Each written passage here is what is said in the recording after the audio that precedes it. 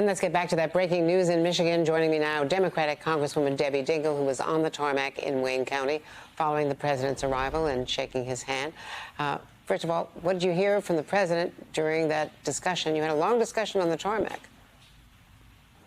You know, the president and I have known each other for a long time, Andrea, as you well know, and we talked about autos and the importance of his being here today to show the workers that he is standing with him. So, and then I actually made a joke that I've yelled at both him and President Fain more than once. So they're good men, and they're really fighting for the workers. Now, is there a risk in alienating the industry? And also, one of the big issues, of course, is electric vehicles. That conversion, Donald Trump's making a huge deal out of that. He's coming there tomorrow. And that's a key part of his Inflation Reduction Act, is the climate aspect, you know, dealing with climate change and electric vehicles. Andrea, I'm going to take this one head on. And I actually did talk about it with both President Fain and the president on the tarmac, because the fact I said this, that the president and I are seasoned enough that we remembered the 70s. I was a young worker at General Motors, and the domestic auto manufacturers were not prepared, did not anticipate consumer demand for small vehicles. And we lost our market share to the Japanese. Whether, you know, there's some people that don't like electric vehicles. Donald Trump says we're going to build them 100% in China. Well, the world, we're in a global marketplace. We are moving towards electric vehicles. Donald Trump is not going to, my industry, my workers are going to build these vehicles of the future. We are going to stay competitive, and we're going to have good paying union jobs. And that's what we're fighting for. He can put his head in the sand. Donald Trump's done that before. The reality is that the future of transportation is moving to new technology. And we're going to build that here in America with good paying union jobs. I saw you introducing Shawn Fain to the president. Do you think that he's going to get the UAW endorsement? He hasn't gotten it yet. You know, I want to say something, too. He's made very clear that President Trump would be a disaster. Too many people are trying to politicize these talks. This isn't about Donald Trump versus Joe Biden. Right now, it's about the negotiating table and the workers and the companies. America's being reminded about how important the American auto industry is to the economy. We're still the backbone of the American economy. And I am focused and have said this repeatedly. People keep asking distracting questions. The focus should be on what the workers are talking about at the table with the companies and how we have a competitive auto industry that treats the worker fairly. But the president also has only a 41% approval rating, and even worse, a 37% approval on his handling of the economy in our latest NBC News poll. And that's in contrast to much better numbers for Donald Trump.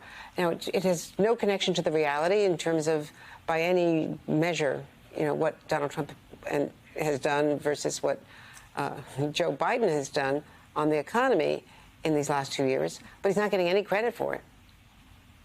So I'm going to say something very bluntly. I am always the wrong person to ask about polling, because as you recall correctly, I told you for more than a year that Donald Trump could win Michigan. And you all told me the polls didn't say that. The polls were all wrong. And the reason Donald Trump is an expert at one thing, and that is wedge issues and reading people's anxiety and concerns. And Democrats did a bad job of talking about trade in 2015 and 2016, which I told him. I know what he's doing right now. I know the wedge issue that he's using. He's trying to talk about electric vehicles. Look, I want to make sure this country stays at the forefront of innovation and technology. Democrats are going to do a far better job of talking about what's been done, what's been accomplished, and holding Donald Trump accountable for what he says. And I think we know we've got to do it now, and we're going to deliver on that. Doesn't the White House need to do a better job of communicating that and taking the fight to the former president?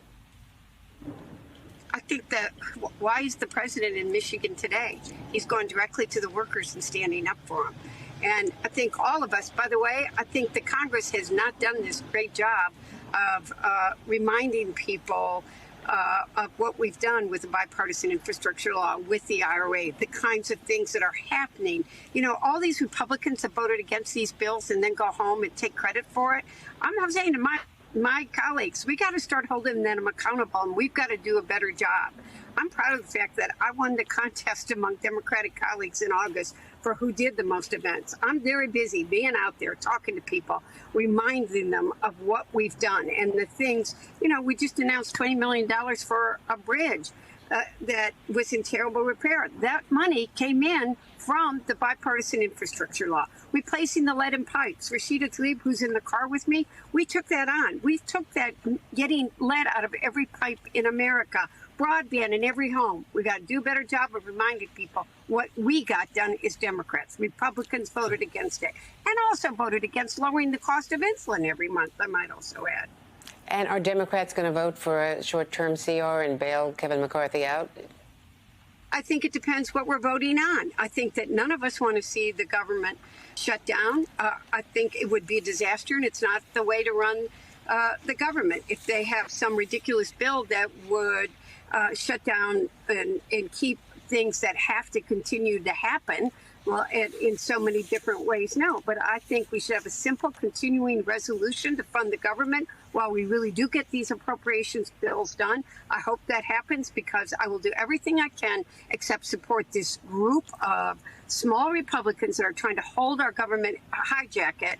But I hope we can keep the government open, which is why I am not in my district right now with the president on the picket line, though I think it's a worker event. I'm flying back to try to keep the government open.